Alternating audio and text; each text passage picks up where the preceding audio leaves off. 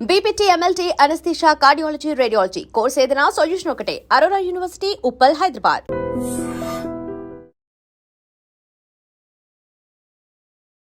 అందరికీ నమస్కారం. Welcome to healthy conversations with ఐడ్రీ media.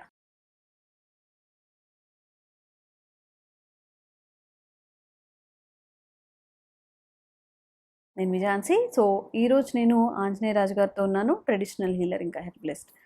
చాలామందికి కంటి చూపు సమస్యలు, కొంతమందికి దగ్గరగా ఉన్నవి కనిపించవు, కొంతమందికి దూరంగా ఉండేవి కనిపించవు. ఇది కామన్గా వచ్చే ప్రాబ్లమ్స్ అనమాట. కానీ చిన్న ఏజ్లోనే కంటి చూపు మందగించడం, కంటికి సంబంధించిన చాలా రకాల ఇబ్బందుల్ని ఫేస్ చేస్తూ ఉంటారు.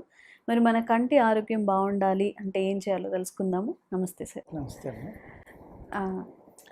ఒక 50 ఏళ్ల వాళ్ళలో అమ్మమ్మలు ఉన్నప్పుడు ఇంట్లో వాళ్ళు చక్కగా బియ్యంలో రాళ్ళన్నీ ఏరేస్తూ ఉంటారు, చక్కగా టీవీ చూస్తూ ఉంటారు, మహా అయితే ఒక స్పెట్స్ పెట్టుకుంటూ ఉంటారు. ఇప్పుడు 10th చదివే వాళ్ళు లేకపోతే ఫస్ట్ స్టాండర్డ్ మీరు బేబీ సిట్టింగ్ అంటారు కదా, అక్కడికి వెళ్ళండి, లేకపోతే ఎల్కేజీ యూకేజీకి వెళ్ళండి, మీకు 30% కళ్ళజోళ్ళతో కనపడుతున్నారు. అవును, 7 years 8 years కూడా ఇంత సోడా బుడ్డి కళ్ళద్దాలు పెట్టుకొని చూస్తున్నారు. ఈ డిఫరెన్స్ అనేది ఎలా భర్తీ చేయాలి? అది తల్లిదండ్రులు తప్పు అంటాను, పిల్లలు తప్పు కాదు అది. ఎందుకంటే వీళ్ళు జాగ్రత్తలు తీసుకోకపోవడం వల్ల వాళ్ళకి ఆ ఇబ్బందులు. ఎక్కువగా ఇబ్బంది దేనికి వస్తుందంటే టీవీ, ఫోన్, ఈ రెండాటి వల్ల. అంతకుముందు టీవీని పెద్ద విషయంగా చెప్పుకునే వాళ్ళు, ఇప్పుడు ఫోన్. అవునండి, అవును, ల్యాప్టాప్. స్కూల్స్ లో కూడా ఏంటంటే దౌర్భాగ్యం, హోంవర్క్ కూడా ట్యాబ్స్ అంటున్నారు, ఐప్యాడ్లు అంటున్నారు. వాళ్ళు అది అమ్ముకోవడానికి బిజినెస్ చేస్తున్నారా లేకపోతే పిల్లలకి అలవాటు చేయడానికి చేస్తున్నారో తెలియదు. వాళ్ళు హోంవర్క్ కూడా దాంట్లో చేస్తున్నారు. అది కూడా చాలా మంది పిల్లలు ఏం చేస్తారు, మంచం మీద పెట్టి పడుకోవడం. ఇప్పుడు ఇంజనీరింగ్ చదివే అమ్మాయిలు కానీ అబ్బాయిలు కానీ ఆ రాత్రులు పగల అందులో ఉపయోగం ఉన్నది చూస్తున్నారో ఉపయోగం లేని చూస్తున్నారో తెలియదు, కానీ పడుకుని పొట్ట మీద పెట్టుకుని చూడడం, అలాగే రకరకాల యాంగిల్స్లో పడుకుని చూడడం వల్ల, ఆహార నియమాలు పాటించకపోవడం వల్ల ఈ ప్రాబ్లమ్స్ వస్తున్నాయమ్మా. ఒకప్పుడు ఇంత చిన్నపిల్లలు ఐసైట్ ప్రాబ్లం అనేది మనం ఎప్పుడు చూసింది లేదమ్మా. ఇప్పుడు ఈ జనరేషన్లో చూస్తున్నారు మీరు. మెయిన్ ప్రాబ్లం ఏంటంటే నేను అనుకోవడం ఈ టీవీ దీనివల్లే వస్తుందమ్మా. నెక్స్ట్ ఎక్సర్సైజ్ లేకపోవడం వల్ల, సరైన ఆహారం తీసుకోకపోవడం. ఫ్రెష్ ఫుడ్ ఎవరు తింటున్నారమ్మా? అంత నిల్వ ఉన్న ఆహారాలు, కాయగూరలు, కూరగాయలు ఏ వచ్చినా కూడా అనేక రకాల పురుగు మందులు, ఎరువులు వీటితో వచ్చి యోగా చేశారనుకోండి. ఇప్పుడు శీర్షాసనం అని చేసేవారమ్మ పూర్వం, తలకిందులుగా. అది చేసినప్పుడు ఏమవుతుంది, మీ బాడీలో ఉన్న బ్లడ్ అంతా కంటిలోకి వస్తుంది, ఫేస్లోకి వస్తుంది. ఫేస్లో ఏమున్నాయి, ముక్కు, కన్ను, నోరు, చెవులు, ఇవన్నీ బ్రెయిన్. అప్పుడు ఏమవుతుందమ్మా, ప్రెషర్ పెరగటం వల్ల ఏమైనా క్లోజ్ అయ్యి ఇవన్నీ ఓపెన్ అవుతాయి.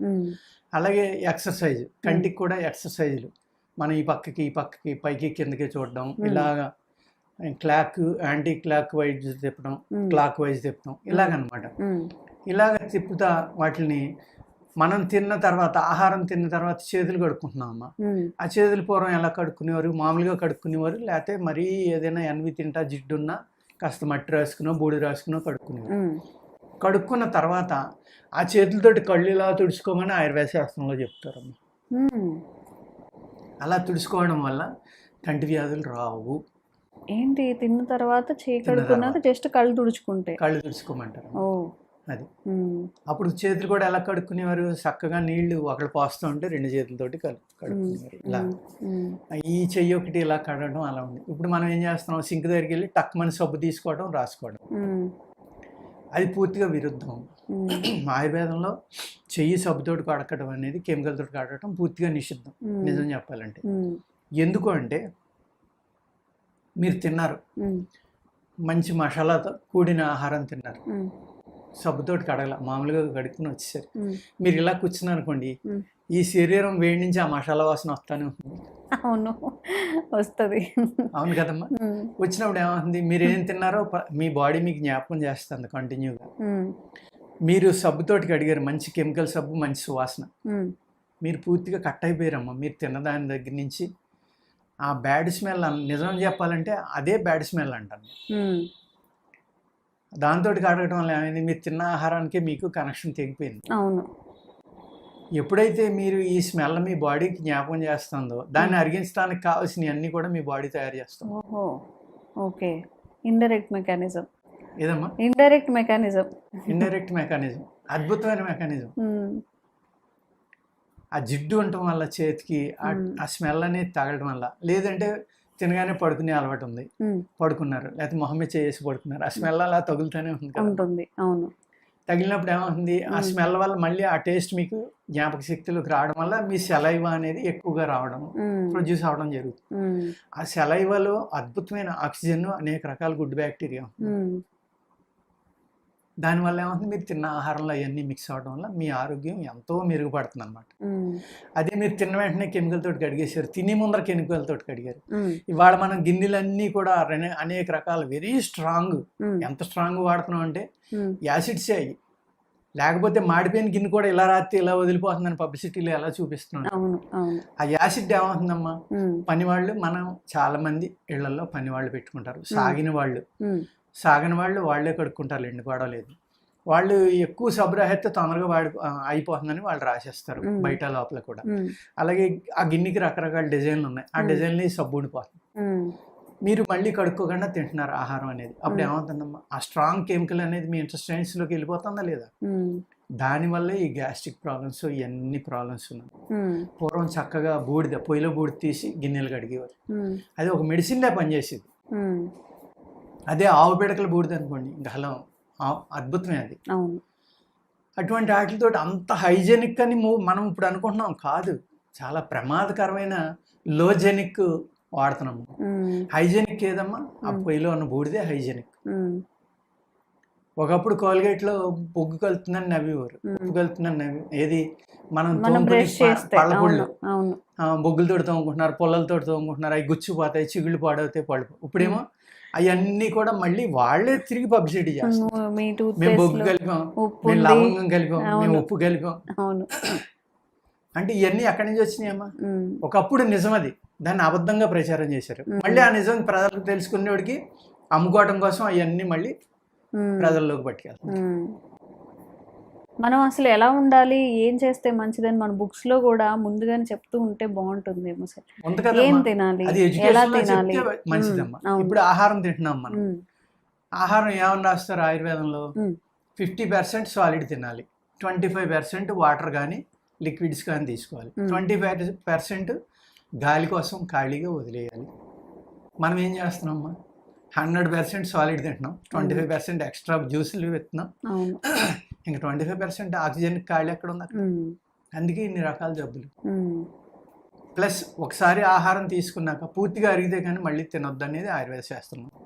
మనం ఎక్కడ ఉంటున్నాము, ఏదో ఒకటి తింటాం. పగలు 7ంటికి లేస్తే మనం సాయంత్రం 10 దాకా ఏదో ఒకటి స్నాక్స్, లంచ్, డిన్నరు, బ్రేక్ఫాస్ట్, జ్యూసులు, ఎన్ని రకాలు తీసుకుంటున్నాం, జబ్బులు రాక ఏం చేస్తాం. అందుకు మన ఆహారం అలవాట్లు అనేది ఇక్కడ చాలా ఇంపార్టెంట్. ఆహారం అలవాట్లను బట్టే కంటి చూపు పెరగడం అనేది తగ్గడం, ఇలాంటివన్నీ జరుగుతాయండి.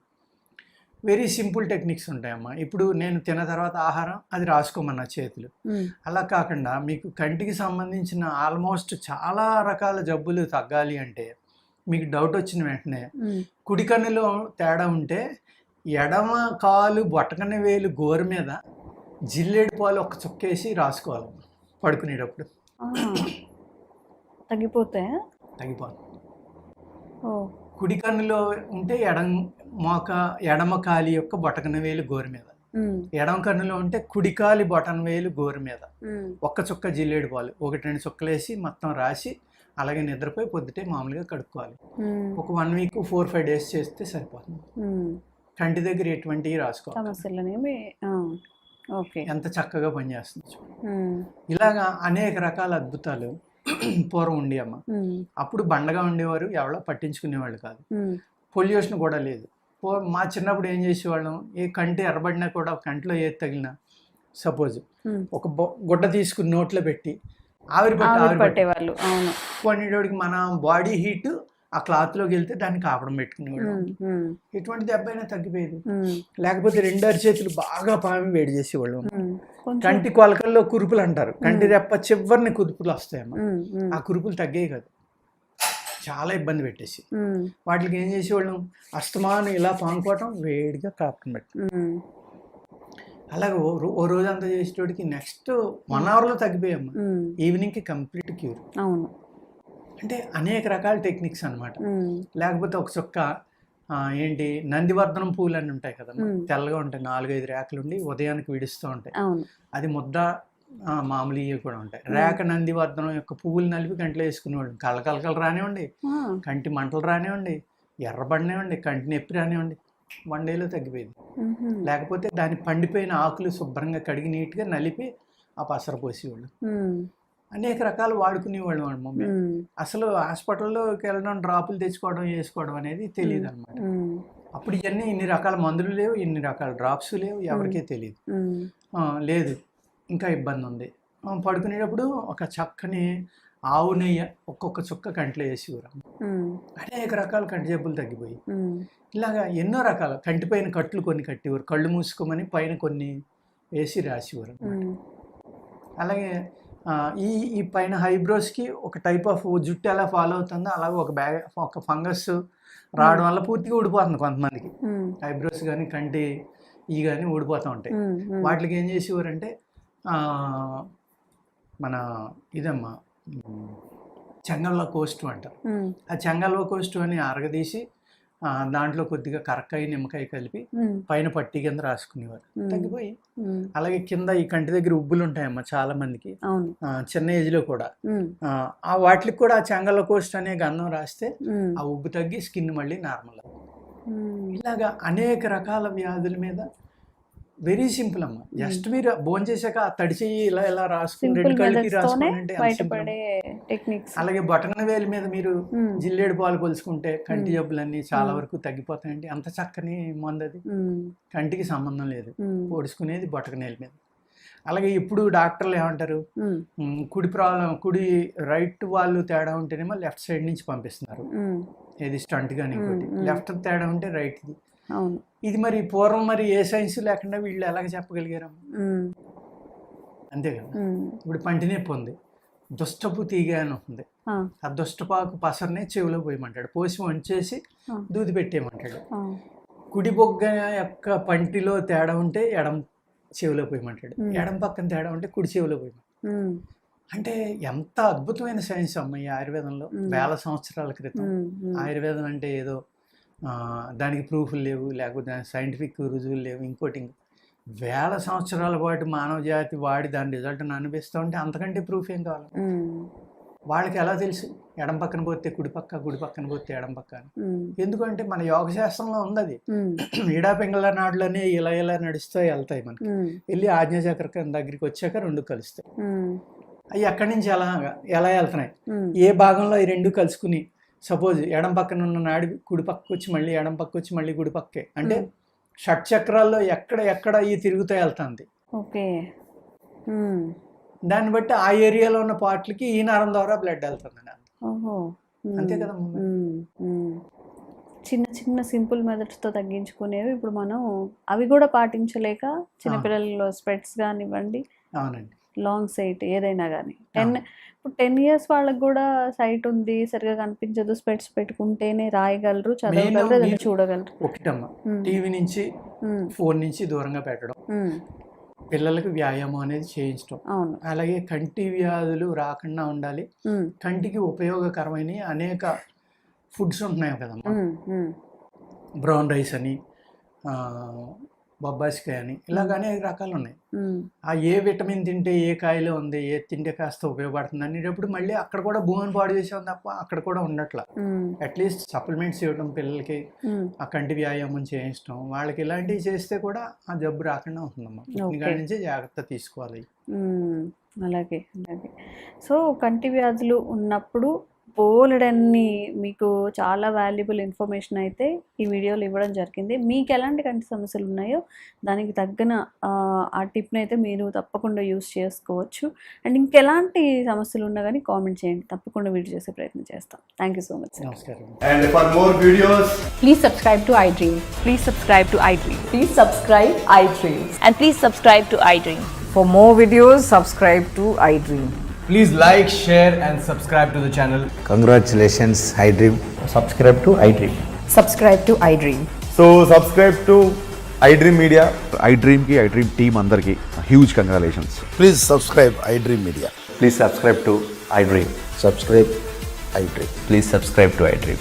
iDream అంటే నా కళల ఛానల్ను సబ్స్క్రైబ్ చేసుకున్న నోరు తిరుగుతలేదు, మీరైతే గంట గుర్తు కొట్టండి. For more such videos, please subscribe to iDream.